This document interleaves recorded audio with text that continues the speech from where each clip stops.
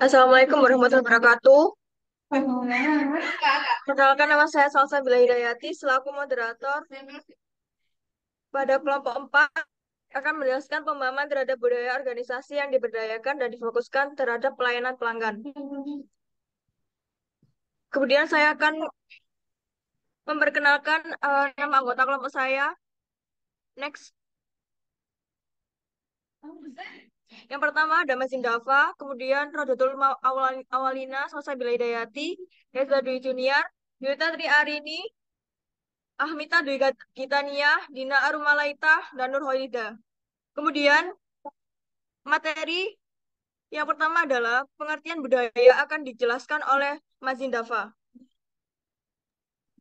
Baik, perkenalkan nama saya Mas Indafa.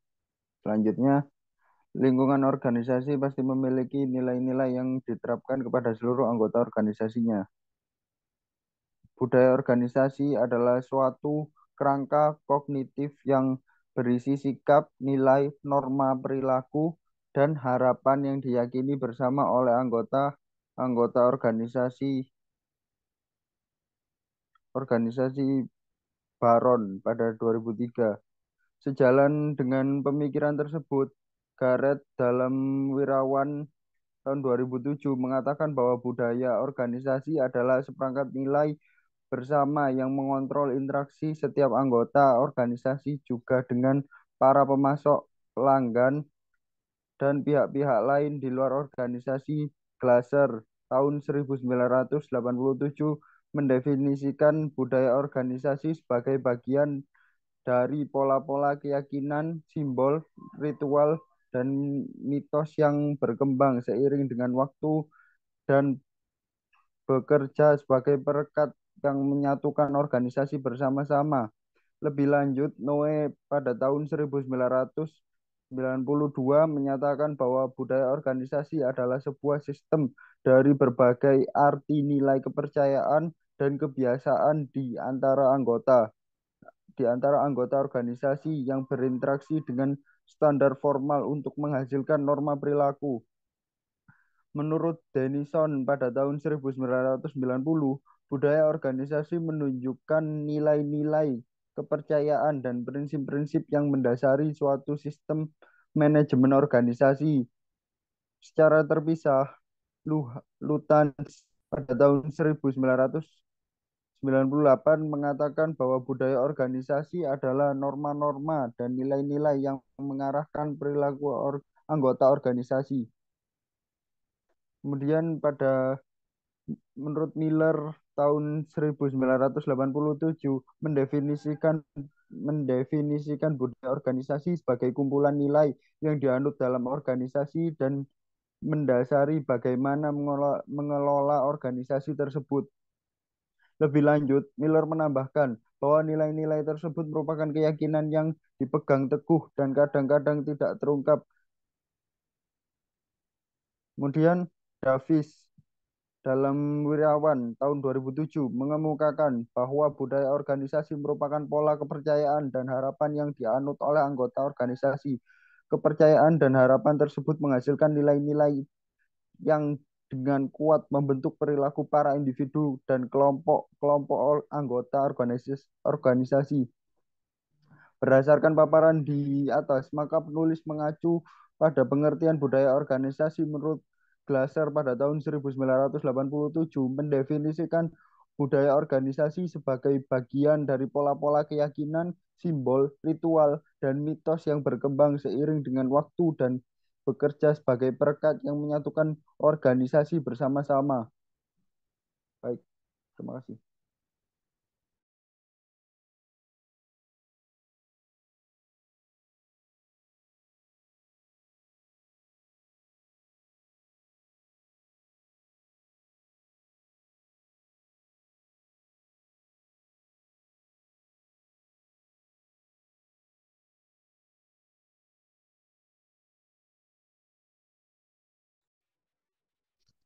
Baik, selanjutnya di sini ada karakteristik budaya organisasi. Menurut Stephen P. Robin tahun 2003, yang pertama, inovasi dan pengambilan resiko. yaitu suatu tingkatan di mana pekerja didorong untuk menjadi inovatif dalam pengambilan suatu resiko. Yang kedua, perhatian pada detail, di mana pekerja diharapkan menunjukkan ketepatan analisis dan perhatian pada setiap hal detail. Yang ketiga, orientasi pada manfaat, di mana manajemen fokus pada hasil atau manfaat daripada sekedar pada teknik dan proses yang dipergunakan untuk mendapatkan manfaat tersebut. Yang keempat, orientasi pada orang, di mana keputusan manajemen mempertimbangkan pengaruh manfaatnya pada orang yang berada dalam suatu organisasi tersebut. Yang kelima, orientasi pada tim, di mana aktivitas kerja organisasi berdasar tim daripada individual. Yang keenam, agresivitas, sejauh mana orang-orang itu agresif dan kompetitif, bukannya suatu santai-santai. Dan yang terakhir, stabilitas.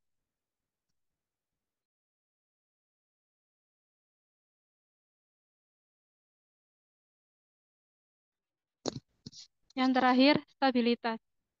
Itu sejauh mana keinginan organisasi menekankan diterapkannya status quo sebagai kontras dari pertumbuhan. Karakteristik yang perlu dinilai menurut Muklas tahun 2005. Yang pertama, kebersamaan, yaitu dapat ditunjukkan melalui derajat kebersamaan suatu organisasi, sehingga mereka mengetahui tentang nilai orientasi kebersamaan tersebut. Yang kedua, peran pemimpin.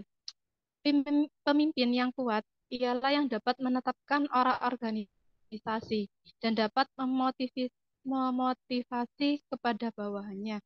Dan yang terakhir, intensitas, yakni hasil dari suatu penghargaan atas suatu capaian yang telah dicapai.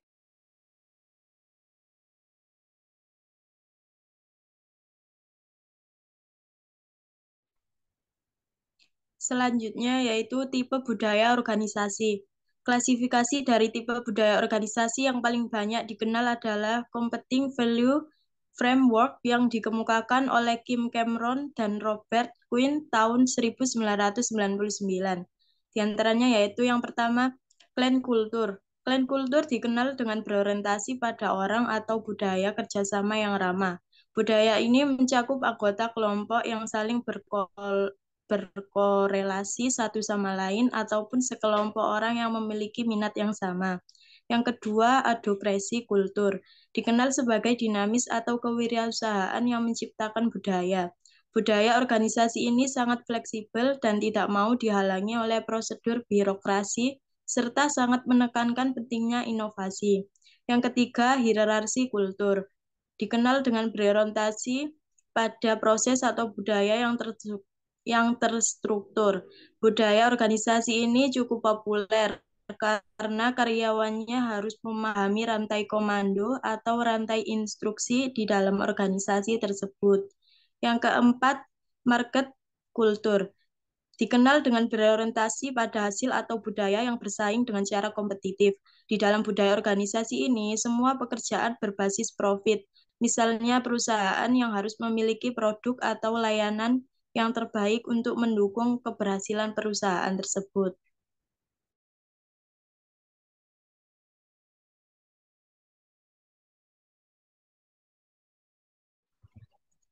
Selanjutnya mengenai fungsi dan manfaat budaya organisasi.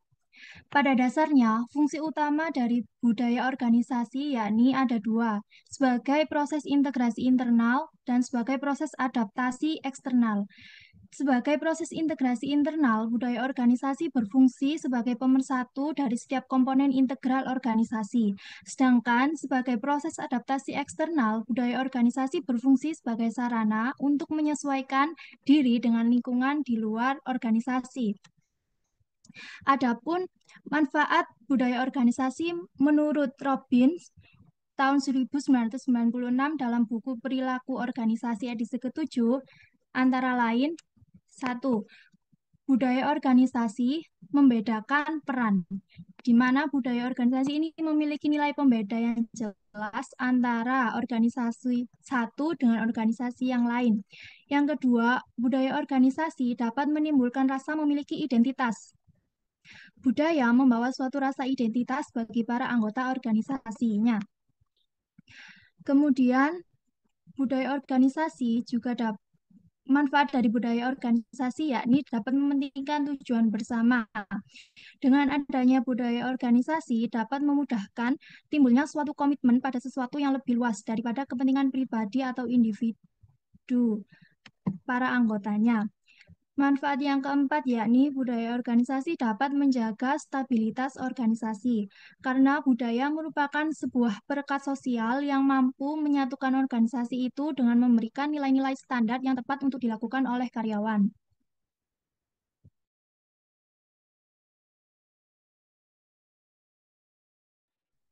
Selanjutnya yaitu definisi kualitas pelayanan. Kualitas pelayanan menjadi salah satu kunci yang wajib dimiliki pengusaha, baik yang baru memulai usaha atau yang sudah bertahun-tahun menerjuni dunia bisnis. Pengertiannya, kualitas pelayanan merupakan tingkat layanan terkait pemenuhan harapan dan kebutuhan konsumen. Artinya, layanan bisa disebut berkualitas jika memenuhi sebagian besar harapan para konsumen. Menurut Kotler 2019 mendefinisikan kualitas pelayanan adalah bentuk penilaian konsumen terhadap tingkat pelayanan yang diterima dengan tingkat pelayanan yang diharapkan. Apabila pelayanan yang diterima atau dirasakan sesuai dengan yang diharapkan, maka kualitas pelayanan dipersepsikan baik dan memuaskan. Kepuasan yang telah terbentuk dapat mendorong konsumen untuk melakukan pembelian ulang dan nantikan akan menjadi pelanggan setia. Menurut Goes dan Davis 2019 mendefinisikan kualitas pelayanan merupakan suatu kondisi dinamis yang berhubungan dengan produk jasa, manusia, proses lingkungan yang mampu memenuhi dan atau melebihi harapan konsumen. Menurut Abdullah dan Tantri 2019, kualitas layanan adalah keseluruhan ciri dan karakteristik suatu barang atau jasa yang berpengaruh pada kemampuannya untuk memuaskan kebutuhan yang dinyatakan maupun yang tersirat. Kualitas pelayanan yang diberikan oleh perusahaan untuk dapat memenuhi harapan konsumennya.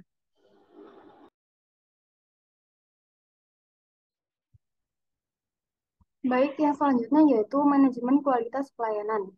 Menurut Paine, karakteristik jasa yang membedakan jasa dari produk nyata meliputi yang pertama bukti langsung, meliputi fasilitas fisik, perlengkapan pegawai atau karyawan, dan sarana komunikasi. Yang kedua, keandalan, kemampuan memberikan pelayanan yang dijanjikan dengan segera, akurat, dan memuaskan. Yang ketiga, daya tanggap, yakni keinginan para staf dan karyawan untuk membantu para pelanggan dan memberikan pelayanan dengan tanggap. Yang keempat yaitu jaminan, mencakup pengetahuan, kemampuan, kesopanan, dan sifat dapat dipercaya yang dimiliki para staf, bebas dari bahaya dan risiko atau keraguan-raguan. Yang kelima yaitu empati, meliputi kemudahan dalam melakukan hubungan komunikasi yang baik, perhatian pribadi, dan memahami kebutuhan para pelanggan. Zetham menggambarkan kualitas pelayanan sebagai suatu bentuk sikap berhubungan, namun tidak persis sama dengan kepuasan, yang diperoleh dengan membandingkan harapan dengan performa. Sikap adalah ekspresi dari perasaan yang terdalam yang menunjukkan kecenderungan apakah seseorang simpatik atau tidak simpatik terhadap suatu objek, misalkan terhadap merek suatu produk dan pelayanan yang diberikan oleh suatu jasa tertentu. Selanjutnya, dalam perkembangan selanjutnya, Parasuraman et al. Tejiptono 1998 mengemukakan bahwa 10 dimensi yang ada dapat dirangkum menjadi 5 dimensi pokok, yaitu yang pertama, 1. Bukti langsung, meliputi fasilitas fisik, perlengkapan pegawai, dan sarana komunikasi. Yang kedua, keadaan, yakni kemampuan memberikan pelayanan yang dijanjikan dengan segera, akurat, dan memuaskan. Yang ketiga, daya tanggap, yaitu keinginan para staf untuk membantu para pelanggan dan memberikan pelayanan dengan tanggap. Yang keempat, jaminan atau asuransi, mencakup pengetahuan, kemampuan, kesopanan, dan sifat dapat dipercaya yang dimiliki para staf, bebas dari bahaya, resiko. Yang kelima, empati, meliputi kemudahan dalam melakukan hubungan komunikasi yang baik, perhatian pribadi, dan memahami kebutuhan para pelanggan. Menurut Tejiptono 1996, konsep kualitas ini sendiri sering dianggap sebagai ukuran relatif kebaikan suatu produk atau jasa yang terdiri atas kualitas desain dan kualitas kesesuaian. Kualitas desain merupakan fungsi spesifikasi produk, sedangkan kualitas kesesuaian adalah suatu ukuran seberapa jauh suatu produk mampu memenuhi persyaratan atau spesifikasi kualitas yang telah ditetapkan. Kualitas memiliki lebih dari satu dimensi dan tingkat kepentingan dari setiap dimensi berbeda-beda tergantung kepada jenis produknya.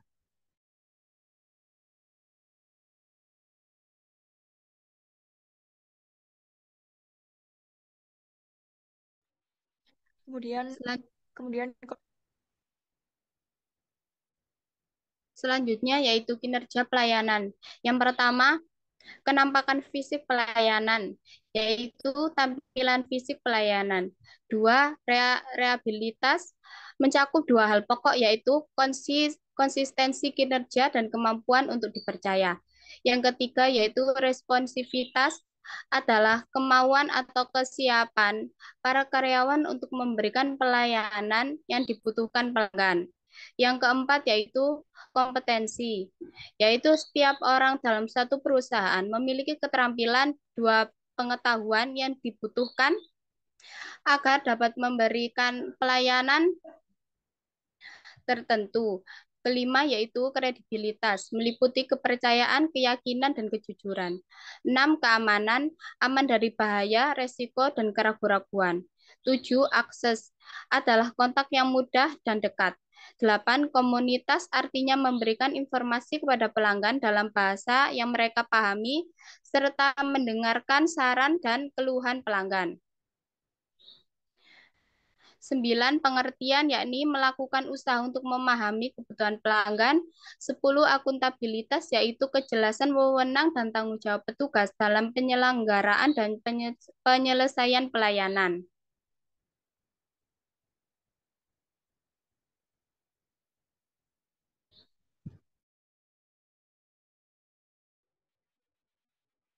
Berikutnya, budaya organisasi yang diberdayakan dan difokuskan terhadap pelayanan pelanggan didasarkan pada beberapa prinsip dasar antara lain.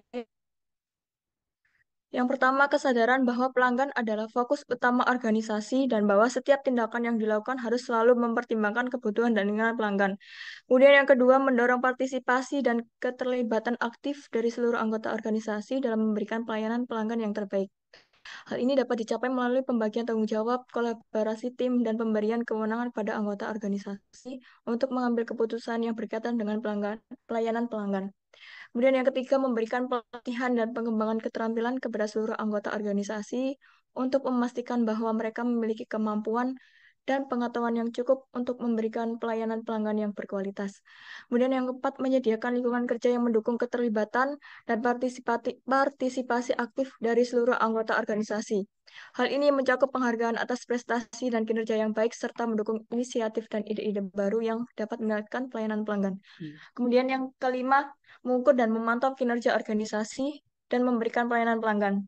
Hal ini dilakukan untuk memastikan bahwa organisasi selalu berada pada jalur yang benar dalam memenuhi kebutuhan dan keinginan pelanggan serta untuk mengidentifikasi area-area yang perlu ditingkatkan. Next.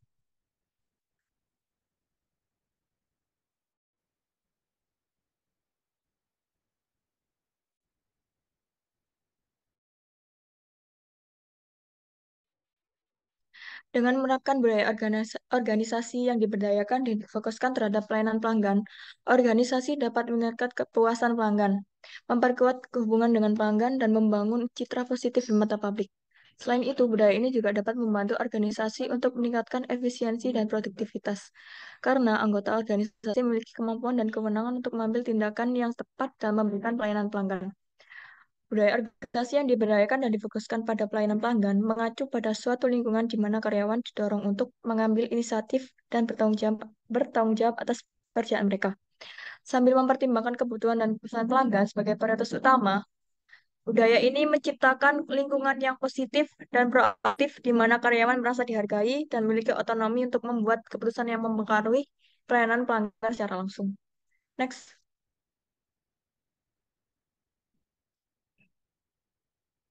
Ada beberapa karakteristik dari budaya organisasi yang diberdayakan dan difokuskan pada pelayanan pelanggan. Yang pertama, empati terhadap pelanggan, di mana karyawan diberdayakan untuk memahami kebutuhan dan keinginan, diharapkan untuk bertindak dengan cara yang mengutamakan kepuasan pelanggan. Mereka dilatih untuk mendengarkan dan memahami keluhan pelanggan dan berusaha mencari solusi yang terbaik untuk memenuhi kebutuhan pelanggan. Kemudian yang kedua, fokus pada kualitas. Karyawan diharapkan untuk mengutamakan kualitas dalam pekerjaan mereka dan mendorong perbaikan berkelanjutan dalam proses pelayanan pelanggan. Mereka juga diajarkan untuk mengidentifikasi masalah dan mencari solusi yang lebih baik untuk memastikan kepuasan pelanggan. Kemudian yang ketiga, keterlibatan karyawan. Karyawan dianggap sebagai aset penting dan diberi kesempatan untuk berkontribusi pada keberhasilan organisasi. Mereka diberdayakan untuk mengambil inisiatif dan bertanggung jawab atas pekerjaan mereka sambil bekerja sama dengan tim, guna mencapai tujuan bersama. Yang keempat, mengambil keputusan berdasarkan fakta. Karyawan didorong untuk mengambil keputusan berdasarkan data dan bukti yang tersedia, bukan hanya berdasarkan intuisi atau asumsi. Hal ini membantu mengurangi kesalahan dan meningkatkan efisiensi dalam proses pelayanan pelanggan.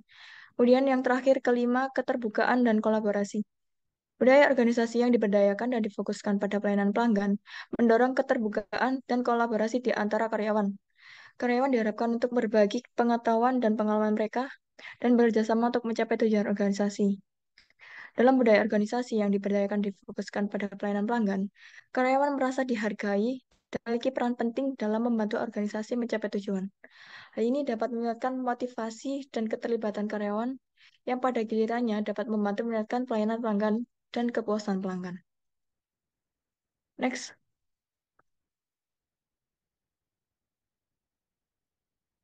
Baik, terima kasih. Sekian dari kami pemaparan materi pada pertemuan kali ini. Mohon maaf bila ada salah kata. Billahi fisabilillah, wastagfirullahaladzim. Wassalamualaikum warahmatullahi wabarakatuh.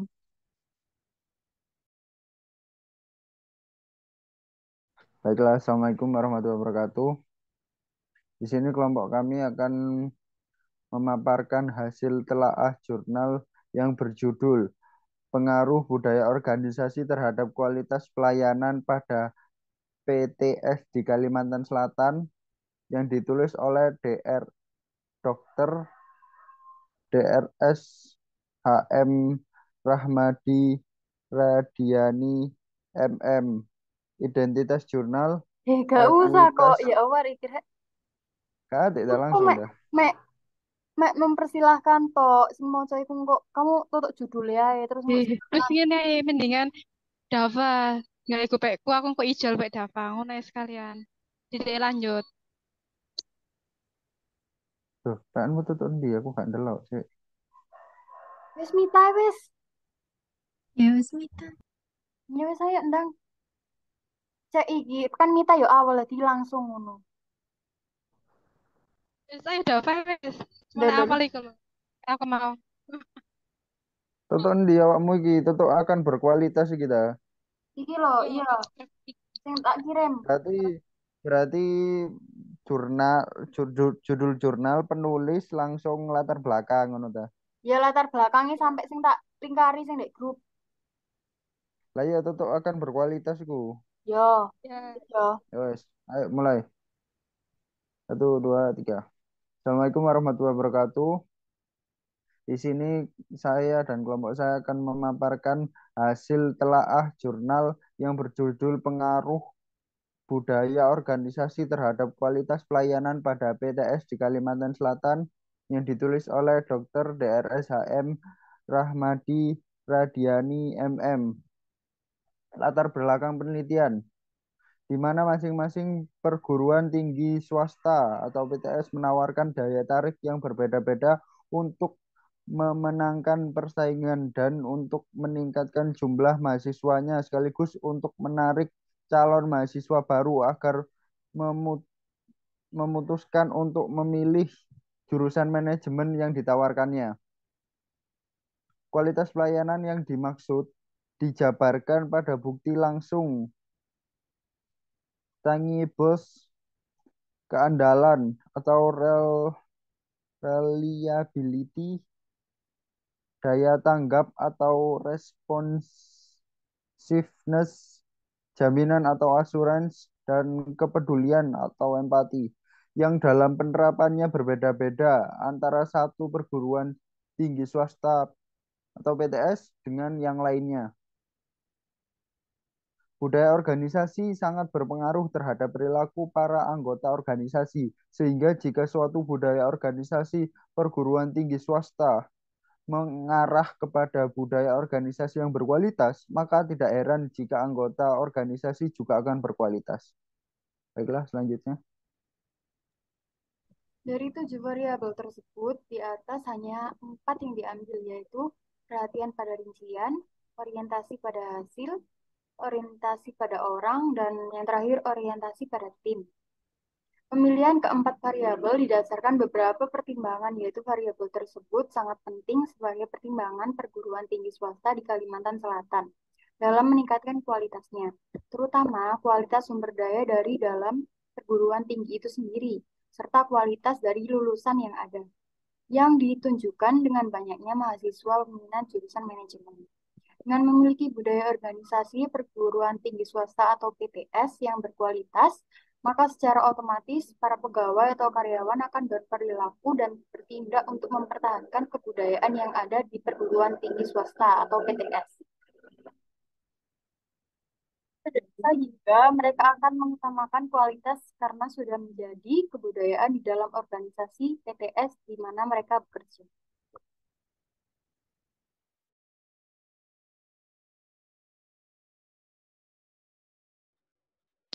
Baik, selanjutnya di sini ada tujuan penelitian. Tujuan penelitian dalam jurnal di sini antara lainnya 1. Untuk mengkaji dan menganalisis pengaruh secara signifikan perhatian pada rincian terhadap kualitas pelayanan. Kedua, untuk mengkaji dan menganalisis pengaruh secara signifikan orientasi pada hasil terhadap kualitas pelayanan. Yang ketiga, untuk mengkaji dan menganalisis pengaruh secara signifikan orientasi pada orang terhadap kualitas pelayanan.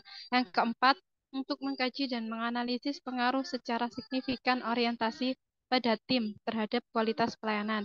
Dan yang terakhir, untuk mengkaji dan menganalisis pengaruh secara signifikan perhatian pada rincian, orientasi pada hasil, orientasi pada orang, dan orientasi pada tim secara bersama-sama atau simultan terhadap kualitas pelayanan.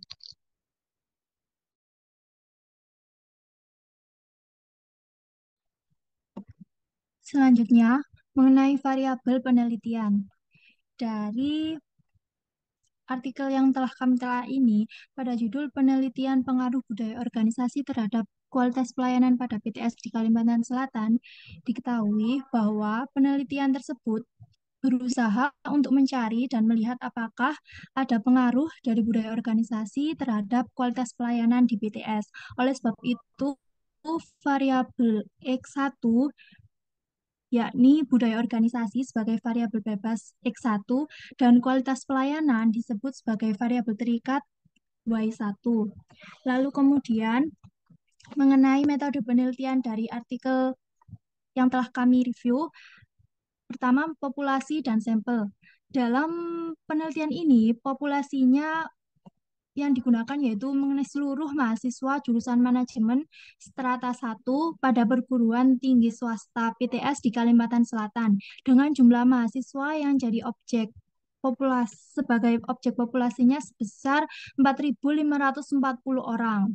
Sedangkan sampel yang digunakan pada penelitian tersebut yaitu khusus mahasiswa jurusan manajemen pada 5 PTS dengan akreditasi C di Kalimantan Selatan, di mana sampel tersebut diambil secara random sampling dengan sistem nomor acak dan proporsional dari total populasi atau sebanyak kurang lebih 100 mahasiswa.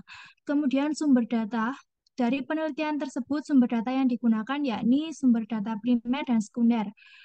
Data primer dikumpulkan dari responden melalui kuesioner yang dibagikan kepada seluruh responden. Sedangkan data sekunder yang digunakan untuk melengkapi laporan berupa data yang telah disediakan oleh beberapa instansi terkait mengenai objek yang diteliti. Data sekundernya berasal dari laporan sumber yang relevan seperti Biro Pusat Statistik BPS daerah, Badan Perpustakaan Daerah, Data Kopertis IX Kalimantan Selatan, lalu Jurnal Manajemen Sumber Daya Manusia, dan lain-lain. Selanjutnya yaitu metode pengumpulan data. Dalam penelitian ini, alat atau instrumen pengumpulan data yang digunakan adalah kuesioner. Metode analisis data. Penelitian ini menggunakan teknik analisis regresi linier berganda melalui program SPSS versi 1.1.0. Teknik analisis regresi linier berganda memungkinkan peneliti menguji hubungan kuasilitas variabel dependen, variabel terkait dengan variabel independen, variabel bebas. Sebelum dilakukan analisis lebih lanjut, data-data yang ada diuji terlebih dahulu validitas dan reliabilitasnya. Pengujian validitas dilakukan dengan bantuan program SS versi 1.1.0 untuk menentukan apakah suatu indikator atau item valid atau tidak. Maka dilihat dari signifikasi hasil korelasi, yaitu jika signifikasi hasil korelasi lebih kecil dari 0,05, berarti bahwa indikator atau item dinyatakan valid. Pengujian reliabilitas dilakukan dengan bantuan program SPSS versi 11.0 untuk menentukan apakah suatu indikator atau item reliable atau tidak. Maka dilihat dari koefisien alfa, yaitu jika koefisien alfa nilainya lebih besar dari alfa standar atau Cronbridge lebih dari 0,60, berarti bahwa indikator atau itemnya dinyatakan reliable.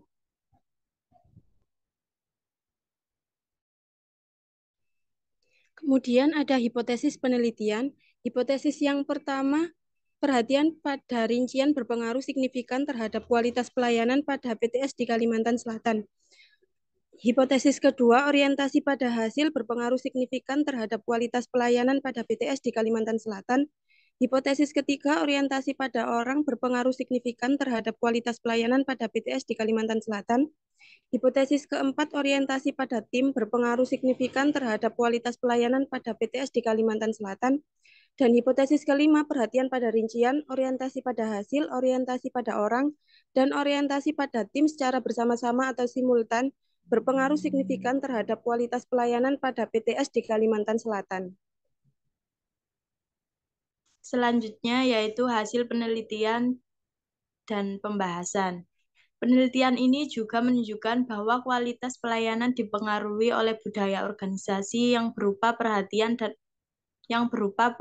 pada rincian, orientasi pada hasil, orientasi pada orang, dan orientasi pada tim. Berikut terdapat tabel 1 yang menunjukkan ringkasan analisis regresi linier berganda. Hasil penelitian ini menunjukkan bahwa yang pertama, perhatian pada rincian berpengaruh secara signifikan terhadap kualitas pelayanan. Yang kedua, orientasi pada hasil berpengaruh secara signifikan terhadap kualitas pelayanan. Yang ketiga, orientasi pada orang berpengaruh secara signifikan terhadap kualitas pelayanan. Dan yang keempat, orientasi pada tim berpengaruh secara signifikan terhadap kualitas pelayanan. Berikutnya kesimpulan.